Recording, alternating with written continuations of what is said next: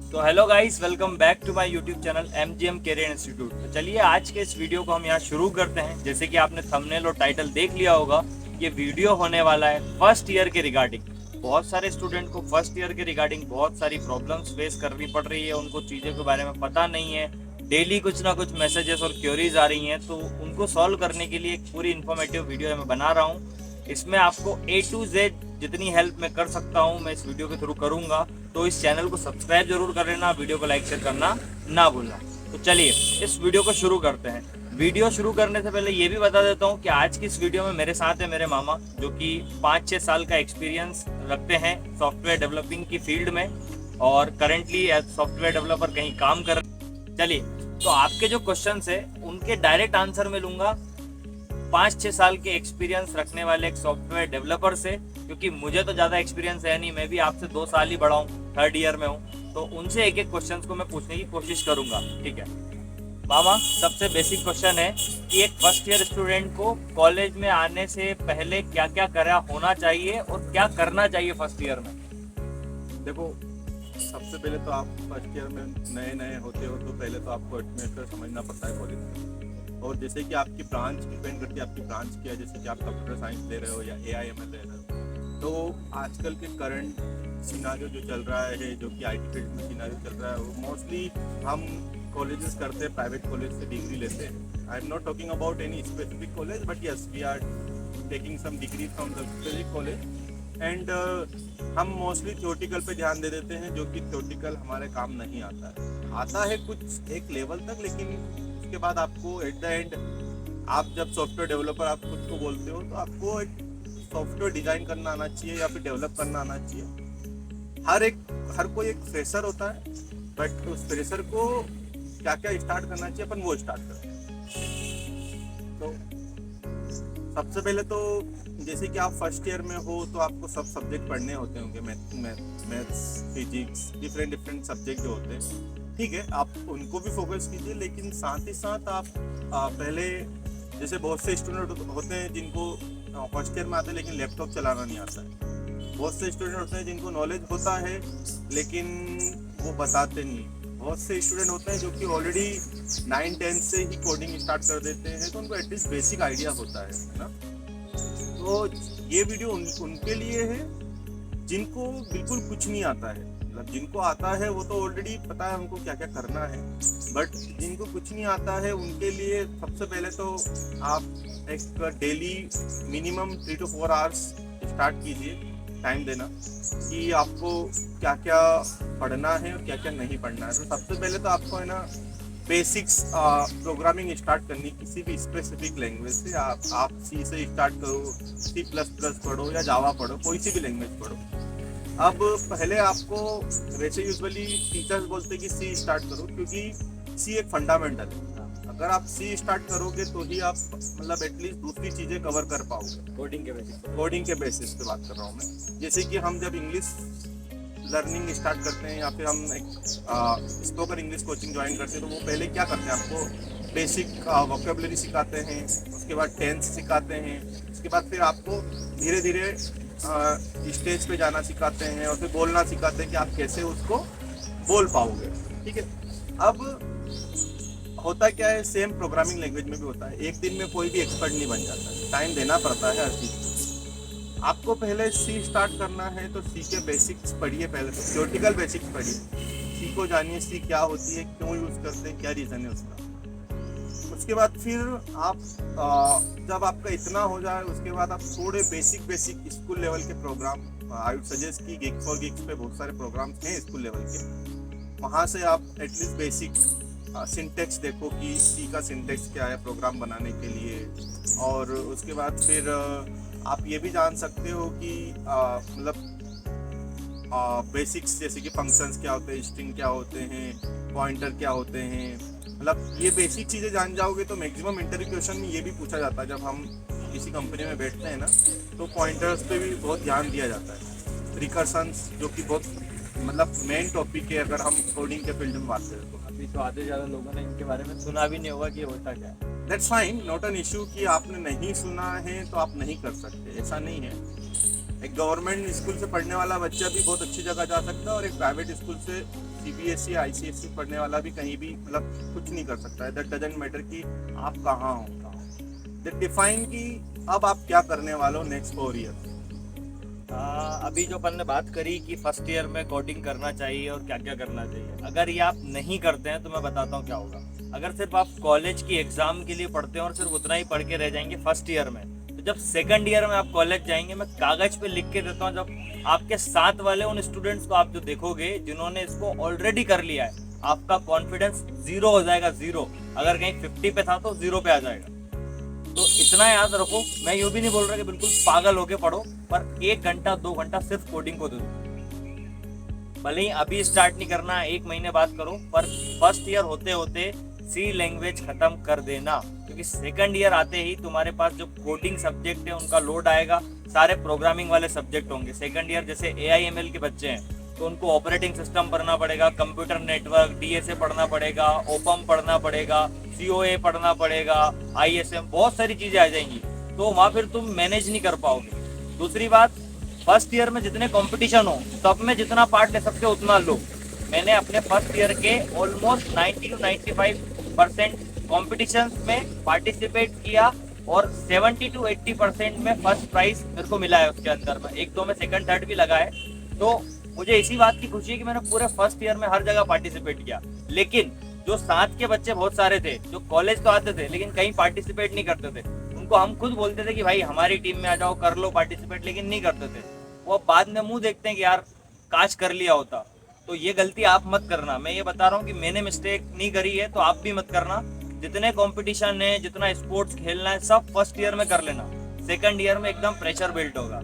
अभी second year वाले जो बच्चे हैं बहुत सारे, उनको भी मैं यही बोलता हूँ कि अगर तुमने सेकंड ईयर में ये नहीं करा तो थर्ड ईयर में जब तुम आओगे, 2 महीने की छुट्टी मिलती है सेकंड ईयर के बाद में इंटर्नशिप के लिए, अगर वहां तुमने कुछ काम नहीं किया तो थर्ड ईयर में फिर अपने साथ वालों को देखोगे तो फिर प्रेशराइज होगे, तुम खुद ही प्रेशराइज होगे। कोई तुम्हें कुछ बोलेगा नहीं पर फील होगा अलग, और वो जेन्युइन है। तो इस बात का ध्यान रखना कि जहाँ पार्टिसिपेशन की बात हो वहाँ सबसे ज्यादा पार्टिसिपेशन करो। कुछ नहीं आता तो कुछ भी बना के ले जाओ, कोई दिक्कत नहीं है। एटलीस्ट तुम्हें पार्टिसिपेशन का सर्टिफिकेट मिलेगा, वही तुम्हें कॉन्फिडेंस देगा कि जो लोग नहीं गए उनकी कंपैरिजन में मैं एटलीस्ट पार्टिसिपेट करने तो आया हूँ। ठीक है, ये बात तो उस बारे में हो गई। अब इनको ये बताते हैं अपन कि कोडिंग के कोर्सेस में इनको कहाँ से पढ़ना चाहिए। यूट्यूब हो गया, अलग अलग प्लेटफॉर्म है, कोर्सेरा हो गया, इसके बाद में यूडेमी हो गया, बहुत सारी दुकानें खुली हैं, अपना कॉलेज और ऐसे बहुत सारी। तो कहाँ से क्या करना चाहिए बेसिक फर्स्ट ईयर में? ओके, सो सबसे पहले तो मैं किसी स्पेसिफिक चैनल को या किसी स्पेसिफिक कोर्स को यहाँ पे बताने नहीं आया हूँ कि कोई प्रमोशनल वीडियो नहीं है, सिर्फ एक हेल्प पर्पस की है। ओके, सो मैं सजेस्ट नहीं करूँगा कि किसी भी जगह पे आप जाके पैसा लगाओ और आप कोई कोर्स खरीदो। आई डोंट सजेस्ट, बिकॉज बहुत सारे लोग होते हैं जो मिडिल क्लास होते हैं जो नहीं अफोर्ड कर पाते हैं, और बहुत सारे होते हैं जो अफोर्ड कर लेते हैं लेकिन इतना इन्फॉर्मेशन नहीं मिल पाती उस वीडियो से। हम एक हवाबाजी में ले तो लेते हैं, हम वीडियो को खरीद तो लेते हैं, पढ़े ही रहते हैं वो, लेकिन हम पढ़ नहीं पाते हैं। ठीक है, तो सबसे पहले तो आई वुड सजेस्ट कि पहले आप अगर हिंदी मीडियम हो या इंग्लिश मीडियम हो, डिपेंड ऑन यूअर्स। ऑलमोस्ट सारे इंग्लिश है, ऑलमोस्ट सभी इंग्लिश मीडियम है, तो हम यूट्यूब से ही देख सकते हैं। यूट्यूब पे बहुत सारी इन्फॉर्मेशन है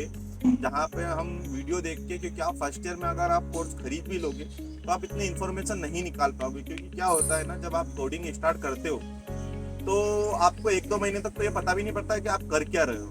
ठीक है, तो आप पहले तो क्या करो कि आप कोई भी यूट्यूब पे जाके चैनल उठा लो जो कि आप सी पढ़ाता हो। आपकी अगर हिंदी लैंग्वेज में बहुत सी बार क्या होता है, जैसे मैं अपना एग्जाम्पल लेता हूँ, तो मेरे को पहले क्या होता था, जब तक मैं हिंदी में वीडियो नहीं देख लेता तब तक इंग्लिश में समझ नहीं आता था मेरे को। This was my problem. Okay, आपके साथ नहीं होगी, दैट्स फाइन।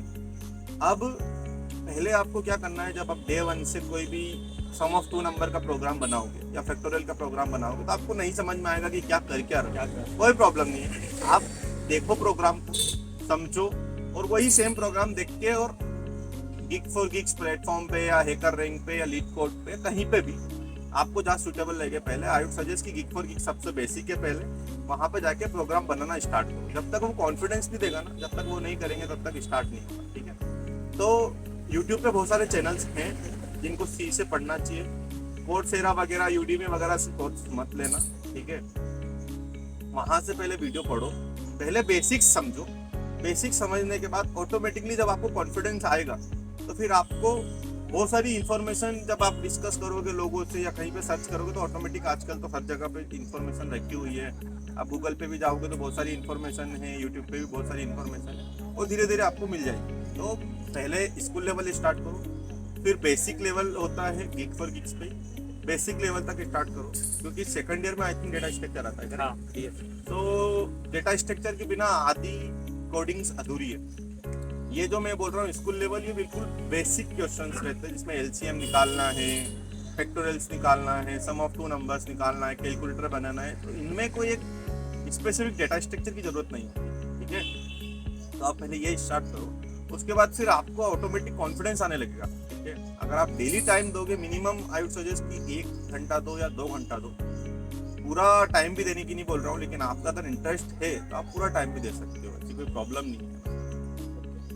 अब अपन ने टाइम सेव करने की बात कर ली, पढ़ाई करने की बात कर ली, अब टाइम जाता कहाँ है वो बताता हूँ। कॉलेज में सिर्फ एक बात दिमाग में रखना कि तुम किसी भी जगह जा रहे हो, किसी भी जगह कहीं भी हो, वहां से तुम्हारा क्या बेनिफिट हो रहा है। कोई सा क्लब हो, कोई सा कंपटीशन हो, व्हाट इज योर बेनिफिट, ये आपको दिमाग में रखना है।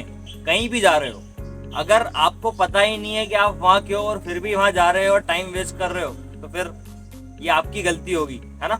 लेकिन अगर आप ये चीज पहले से क्लियर करके रखोगे कि आप किस जगह एंगेज हो रहे हो और वहां से आपको आउटपुट में क्या मिल रहा है, तो वो आपको ध्यान रखना है इस चीज का। ये मैं आपको बता दे रहा हूँ, बहुत ज्यादा टाइम चला जाएगा इन चीजों में। ऐसा भी नहीं कह रहा हूँ कि मैं बिल्कुल फर्स्ट ईयर में आया तो एकदम पागल होके पढ़ो, नहीं पढ़ना इतना पागल होके, पर ऐसा भी नहीं रखना है कि बस एग्जाम के एक दिन पहले पढ़ रहे हैं। क्लास जाना है अपन को, वो नहीं करना है कि भैया ने बोल दिया या किसी ने भी बोल दिया कि हमें तो कोडिंग पढ़नी है और कॉलेज तो आना नहीं है। ऐसा बिल्कुल नहीं बोल रहा हूँ मैं। क्लास आओ, एटलीस्ट तुम्हारी 80% अटेंडेंस होनी चाहिए क्लास की।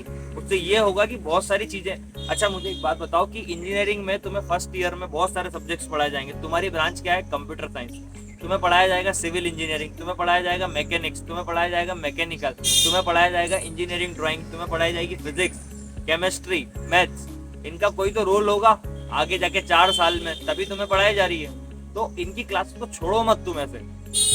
दूसरी एक और इम्पोर्टेंट बात, 90% बच्चे एक गलती करते हैं कि कॉलेज में एप्टीट्यूड और वर्बल एबिलिटी की क्लास होती है, उसको छोड़ के भाग जाते हैं। जब थर्ड ईयर एंड होने को आता है, वो बच्चे रो रहे होते हैं। किस लिए? क्योंकि जो इंटरव्यू का पहला राउंड होता है एप्टीट्यूड का राउंड होता है, उसी में बच्चे बाहर हो जाते हैं। एप्टीट्यूड ही नहीं करना आता उनको, कैसे क्वेश्चन सॉल्व करते हैं एप्टीट्यूड वाले। तो वो क्लास भी मत छोड़ना, मैं बोल रहा हूँ, क्योंकि ये क्लासेस तुम्हारी फर्स्ट ईयर में भी लगेंगी, सेकंड ईयर में भी एप्टीट्यूड आएगा, थर्ड ईयर में भी आएगा। ये कॉलेज इसलिए कर रहा है क्योंकि तुम्हारी उसके साथ प्रैक्टिस अच्छी हो जाए। लेकिन तुम क्या कर रहे हो कि 2 साल तक पूरे कॉलेज की वो सारी क्लास छोड़ रहे हो एप्टीट्यूड वर्बल एबिलिटी की, और जब थर्ड ईयर में आके ये एक्सपेक्ट कर रहे हो कि तुम 1 साल में वो जाके कंपनी क्रैक कर दोगे। तो बहुत सारे बच्चे उसी चीज में बाहर हो जाते हैं। कॉलेज के अंदर 90 से ज्यादा कंपनियां आती है प्लेसमेंट्स के लिए, और बहुत सारी कंपनियां मास रिक्रूटर्स हैं जो 200 से 250 बच्चों को लेके जाती है एक बार। और अगर फिर भी बच्चा कुछ नहीं कर पा रहा है तो उसमें कॉलेज की तो कोई गलती नहीं है मेरे हिसाब से। तो ये बात आप ध्यान रखना है कि वर्बल एबिलिटी और एप्टीट्यूड की क्लास ना छोड़ें।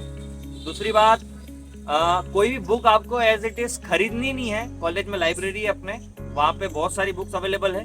कॉलेज के लिए आपको सिंपल क्या करना है, एक फॉर्म होता है कॉलेज का, वो कॉलेज की लाइब्रेरी से ही मिलेगा, उसको फिल करके आपको सबमिट करना है। बेसिकली वो मेंबरशिप का होता है, नॉर्मल कोई भी पैसे वैसे देने नहीं होते हैं, एक रजिस्ट्रेशन हो जाता है आपका। फिर उसके बाद जब आपको आपका कंप्यूटर कोड मिल जाएगा, एक फीस रिसिप्ट मिली होगी आपको, उस पर आपका कंप्यूटर कोड लिखा होगा 5 डिजिट का, एस के साथ शुरू होता है। जैसे मेरा फॉर एग्जांपल 58445 ऐसे था, तो इस तरह से वो कंप्यूटर कोड आपको मिलेगा। उस कंप्यूटर कोड के जरिए आपको वहाँ बुक इश्यू हो जाएगी। दूसरी बात, आपको जो सिलेबस है वो आपकी फैकल्टीज ग्रुप में डालेंगी, उसी के अंदर आपको रिकमेंडेड बुक्स लिखी होंगी जो उस पर्टिकुलर सब्जेक्ट के लिए आपको पढ़नी होंगी। तो उनकी पीडीएफ भी आपको इजीली ऑनलाइन कहीं भी नेट से मिल जाएगी। अगर नहीं मिले तो मेरे से मांग लेना, सिलेबस भेज देना, मैं ढूंढ ढांड के भेज दूंगा, ठीक है। कुछ ना कुछ तो मेरे पास मटेरियल रखा। पुराने जितने भी प्रीवियस ईयर पेपर्स हैं उसकी पूरी मेरे पास स्टोरेज है, तो जब जब समय आएगा मैं वो अपलोड कर दूंगा।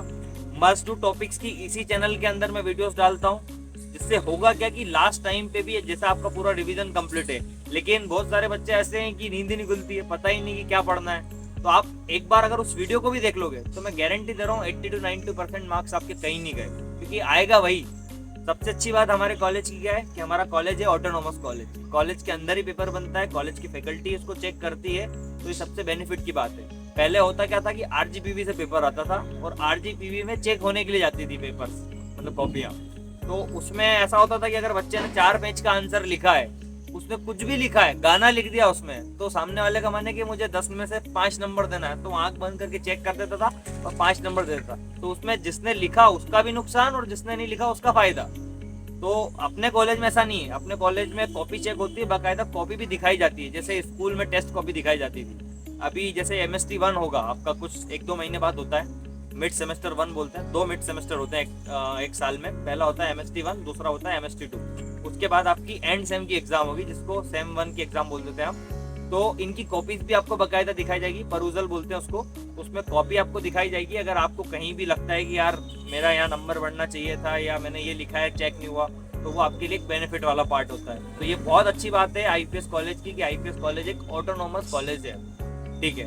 हाँ, कोडिंग के अलावा क्या क्या करनी चाहिए? 3rd ईयर में बच्चा आके बहुत ज्यादा, 2nd ईयर में, 3rd तो बहुत दूर की बात होगी, 3rd में तो मैं ही हूँ अभी, छोड़ो। 2nd ईयर में आके बहुत सारे बच्चे ये अफसोस करते हैं कि यार कोई स्किल नहीं सीखी हमने और अब समय नहीं मिल रहा है। बहुत सारे कहते हैं हमें एनिमेशन सीखने का मन था, बहुत सारे कहते हैं हमें इंटीरियर डिजाइन सीखने का मन था, कहते हैं ग्राफिक डिजाइन सीखने का मन था। अब वो मन चला कहाँ गया? कारण ये है ना कि 2nd ईयर में सारे कोडिंग वाले सब्जेक्ट आ गए, प्रोग्रामिंग सब्जेक्ट्स आ गए हैं, ठीक है। तो टाइम तो पूरा जाना ही है उसमें, ऑब्वियस सी बात है। अगर उसको सीरियसली पढ़ोगे और नहीं पढ़ोगे तो टाइम ही टाइम है, लेकिन पढ़ोगे तो टाइम जाना है। तो 1st ईयर में अगर तुम्हारा कोई पैशन है कि तुम्हें वीडियो बनाना पसंद है, एडिट करना पसंद है, या फिर ग्राफिक डिजाइनिंग पसंद है, या फिर कोई क्रिकेट खेलना पसंद है, स्पोर्ट कोई सा पसंद है, तो वो जो भी मैं बोल रहा हूँ ना, अपना पैशन वाला काम पूरा 1st ईयर में निपटा के रख लो।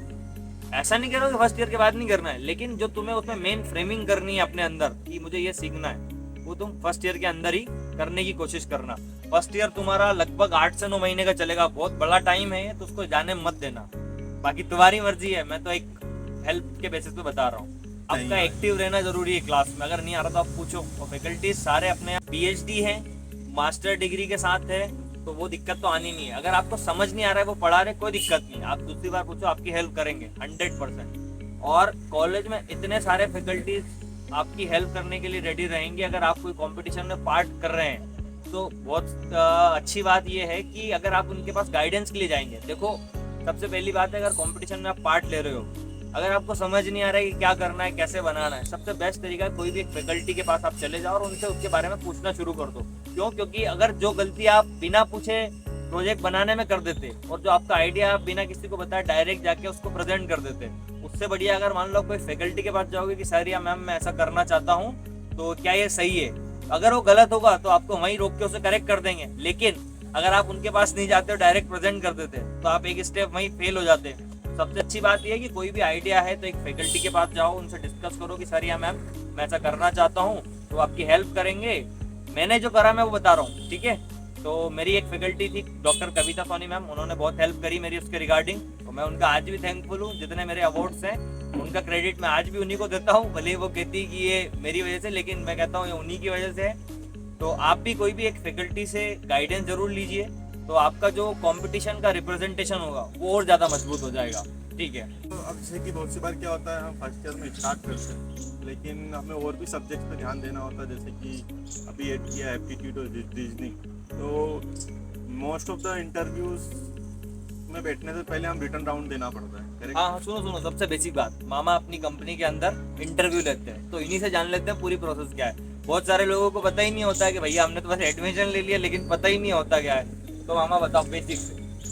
देखो, मैं स्पेसिफिक कंपनी की बात नहीं करूंगा कि कोई एक स्पेसिफिक कंपनी में क्या क्या पूछा जाता है, लेकिन हम ओवरऑल की बात करते हैं। जैसे बहुत से स्टूडेंट होते हैं जो एवरेज रहते हैं, बहुत से होते हैं जो वीक रहते हैं, बहुत से होते हैं जो बहुत स्ट्रॉन्ग है, मतलब अच्छा कॉन्फिडेंस है उनका हर चीज़ में। सबसे पहले तो अपने को देखना है कि एप्टीट्यूड रीजनिंग, जो कि बिल्कुल बेसिक है, जो कि हर कंपनी में पूछा ही जाता है। अगर जैसे हम TCS, इन्फोसिस, अगर इन बड़ी कंपनीज की बात करें, जो वहाँ से रूटर्स है, जो कि मतलब अच्छे खासे बच्चे उठा के ले जाते हैं, ठीक है। तो आपको aptitude at least I will suggest कि 15 मिनट, आधा घंटा, 30 मिनट एटलीस्ट एप्टीट्यूड और रीजनिंग में दो।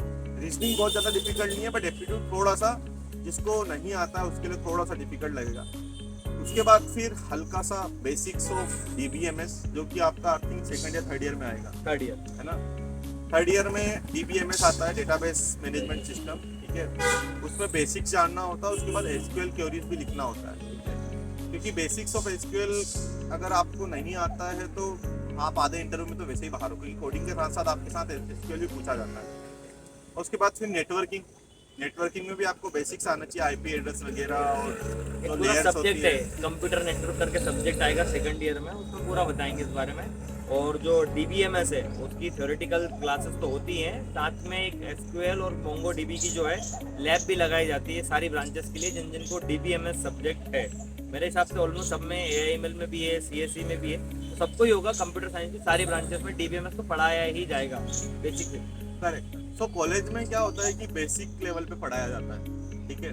थोड़ा सा उस बेसिक लेवल पे कॉलेज कंपनी में पूछा जाता है, लेकिन उससे थोड़ा सा और ऊपर लेवल का पूछा जाता है। जैसे कि एसक्यूएल क्वेरीज पढ़ाएंगे, लेकिन हो सकता है आपको समझ नहीं आए, तो उसके लिए आपको घर पे आके थोड़ा सा एफर्ट डालने पड़ेंगे चीज़ों को समझने के लिए।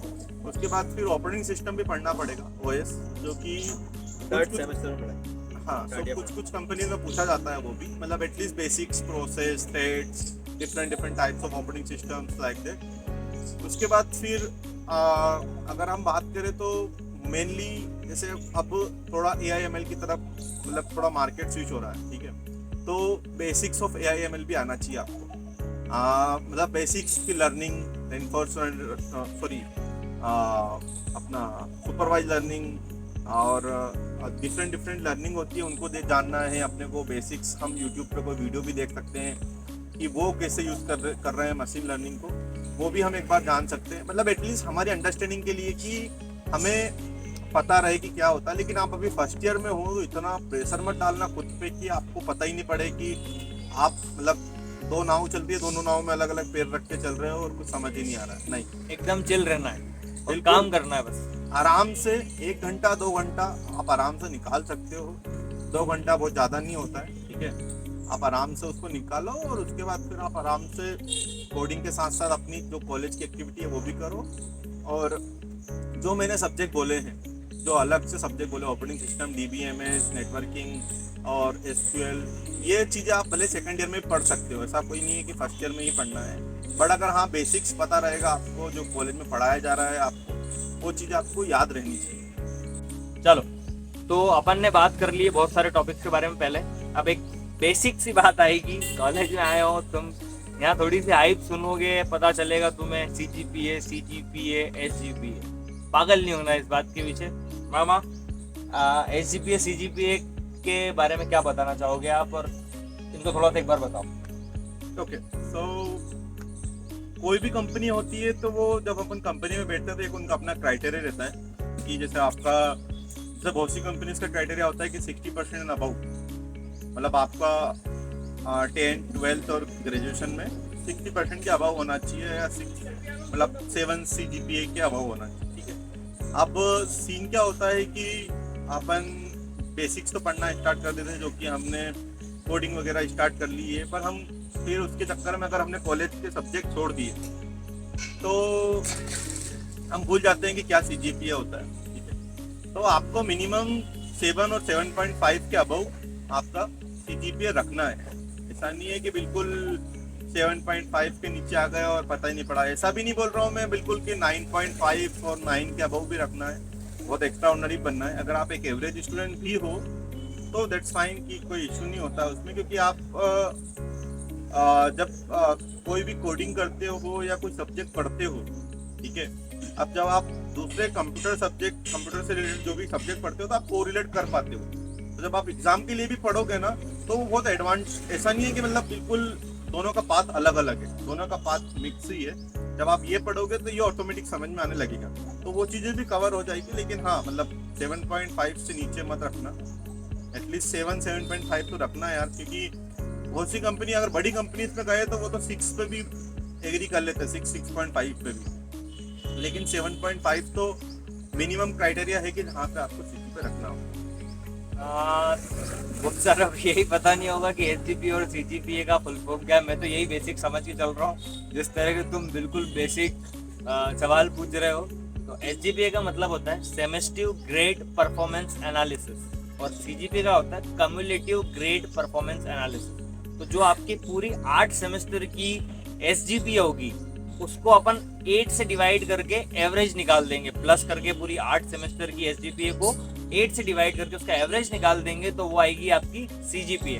तो एक बात का ये भी ध्यान रखना कि कुछ कुछ सेमेस्टर्स में आपकी सीजीपीए जो है या एसजीपीए है वो थोड़ी सी डाउन हो सकती है। उसका कारण मैं बता देता हूँ। पहले सेमेस्टर में मेरी सीजीपीए थी, एसजीपीए जो थी वो थी 8। मैंने बिल्कुल पढ़ाई नहीं की, ईमानदारी से बता रहा हूँ। एक दो दिन पहले पढ़ के और करा तो एंड सेमेस्टर में इतने अच्छे एग्जाम नहीं आए, बाकी प्रैक्टिकल एग्जाम में नंबर मेरे को अच्छे आ गए थे। फिर भेजा सटका मेरा पूरा, क्योंकि यार कि ये 8 सीजीपीए के लिए थोड़ी इधर आया हूँ, 8 एसजीपीए के लिए। मैंने पढ़ाई करी सेकंड सेमेस्टर में एग्जाम से 4-5 दिन पहले, ज़्यादा दिन नहीं 4-5 दिन पहले, मतलब सीरियसली होकर पढ़ाई करी। पहले तो 1 दिन पहले ही करी थी फर्स्ट सेमेस्टर में, दूसरे में 4-5 दिन पहले से हर पेपर के पढ़ना शुरू किया। उसमें मेरी एसजीपीए आई 8.91, ठीक है। तो मेरा एवरेज लगभग कुछ बन गया 8.5 के आसपास सीजीपीए का। फिर थर्ड सेमेस्टर जैसे ही आया तो फिर वही बात आ गई कि कोडिंग के सब्जेक्ट बहुत सारे आ गए, क्योंकि फर्स्ट ईयर में तो अपन ने क्या पढ़े थे, अलग अलग सब्जेक्ट, मैथ्स आ रहा है, केमिस्ट्री आ रहा है, मैकेनिक्स आ रहा है, तो इतनी दिक्कत। अब यहाँ सारे एकदम से कोडिंग वाले आ गए, सॉफ्टवेयर रिलेटेड सॉफ्टवेयर वो आ गए सब्जेक्ट्स। तो वापस जो है एसजीपीए आ गई 8.9 से डायरेक्ट 7.95। थोड़ा सा दिमाग डिस्टर्ब हुआ, क्यों? क्योंकि तैयारी तो अच्छी की थी, किसकी? थ्योरेटिकल सब्जेक्ट की, लेकिन अब जो है ग्रेड प्रैक्टिकल इनमें थोड़ी सी बिगड़ गई।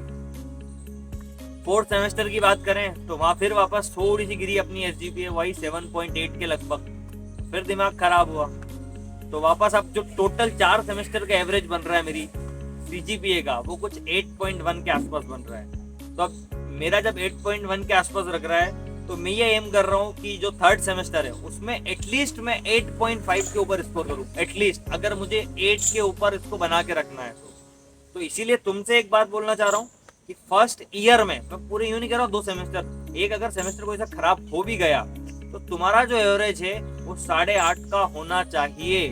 क्यों? क्योंकि अभी तो मैंने थर्ड ईयर की जर्नी पूरी देखी नहीं है, 2 साल की देखी, तो उसमें बता रहा हूँ क्या क्या हुआ और क्या हो सकता है। तो फर्स्ट ईयर में इतना करना कि 2 सेमेस्टर की मिला के एवरेज तुम्हारी 8.5 तो हो ही, अगर एक तुम अच्छा सीजीपीए मेंटेन करने की सोच रहे हो तो। बाकी तो बता ही दिया है कि 7-7.5 तक भी काम चल जाता है, लेकिन अगर तुम्हें काम चलाने से ऊपर की बात करनी है तो 8.5 तो रखने की कोशिश करना। इजी स्कोरिंग सब्जेक्ट्स कौन सी स्ट्रीम में आते हैं?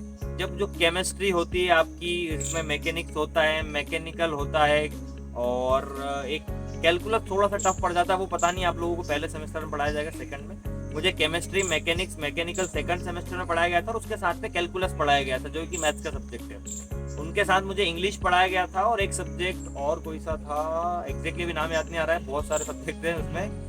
तो वो वाला स्कोरिंग ज़्यादा होता है, उसी में मैंने 8.91 एसजीपीए स्कोर की थी। तो वो वाले में आप कोशिश करना कि और ज़्यादा स्कोर करो, ठीक है। और क्लास अटेंड रेगुलर करना। बाकी और कोई दिक्कत होती है तो ये चैनल है, मैं हूँ, मुझे मैसेज कर देना, मैं तुम्हारी हेल्प के लिए तैयार हूँ। तो चलिए इस वीडियो को यहीं एंड करते हैं, और थैंक यू मामा एक हेल्पफुल वीडियो में हमारे साथ कंट्रीब्यूट करने के लिए। तो मिलते हैं अगले एक नेक्स्ट वीडियो के साथ। दूसरा मैं आपको ये बता दूं कि ये वही चैनल है जहां पर मैं हर एग्जाम से कुछ दिन पहले मस्ट डू टॉपिक्स डालूंगा उस पर्टिकुलर सब्जेक्ट के, क्योंकि सिलेबस एकदम फिक्स है और जो टॉपिक से क्वेश्चन आने हैं वो भी ऑलमोस्ट फिक्स है। जो मैं बताता हूँ ऑलमोस्ट वही आएंगे। तो आप कोशिश ये करना कि उसको, इस चैनल की मेंबरशिप को ज्वाइन करके ही रखना। जब भी वीडियो आए तो आप उसको पढ़ के और अपने मार्क्स को और अपस्केल कर सकते हो, ठीक है। अब उसका कारण ये कि मुझे कोई पैसे कमाने से मतलब नहीं है, बस ये बात है कि मुझे हर किसी के लिए इसको अवेलेबल नहीं कराना, सिंपल सी बात है। तो ये वीडियो जो है सिर्फ मैं उन्हीं के लिए अवेलेबल कर रहा हूँ जो इस मेंबरशिप को ले रहे हैं। मेंबरशिप मात्र 29 रुपीज़ की है, और उसका पता है तुम्हें, पैसा भी मेरे को सिर्फ 15-16 रुपये आता है, वो यूट्यूब ले जाता है, लेकिन मुझे उससे भी मतलब नहीं है, वो सिर्फ ऐड हो रहा है, कोई दिक्कत नहीं है। लेकिन ये कि मुझे पब्लिक नहीं करना और एक स्पेस चाहिए कि जहाँ पे इनको अपलोड कर सकूँ इन वीडियोस को, मेंबरशिप वाली को। तो मैंने यूट्यूब की मेंबरशिप सेक्शन में कर दी है। अब तुमने ग्रुप में रिस्पॉन्स देख लिया होगा, मैंने बोला था कि अगर 1200 कुछ सब्सक्राइबर है, अगर 1600 होगा तो मैं वीडियो अपलोड कर दूंगा, और तुम लोगों ने तो कर दिया सब्सक्राइब। लेकिन अब उन बाकी लोगों के लिए मैं क्यों डालूं जो साला सपोर्ट ही नहीं कर रहे हैं? समझ रहे हो ना उस बात को, कि मेरा मैं थर्ड ईयर में कितना कीमती समय होता है, वहां से समय निकाल के तुम लोगों के लिए आधा 1 घंटा बैठ के वीडियो रिकॉर्ड कर रहा हूँ, सामने से कोई आदमी को अपने काम से निकाल के अलग से लेके आ रहा हूँ। तो इतना सपोर्ट तो बनना चाहिए था। तो वो नहीं आए, कोई दिक्कत नहीं, मुझे कोई दिक्कत नहीं है, बस मेरे को एक पर्सनल स्पेस चाहिए था इन वीडियोस को अपलोड करने के लिए, तो मैंने इस मेंबरशिप सेक्शन में डाल दिया है।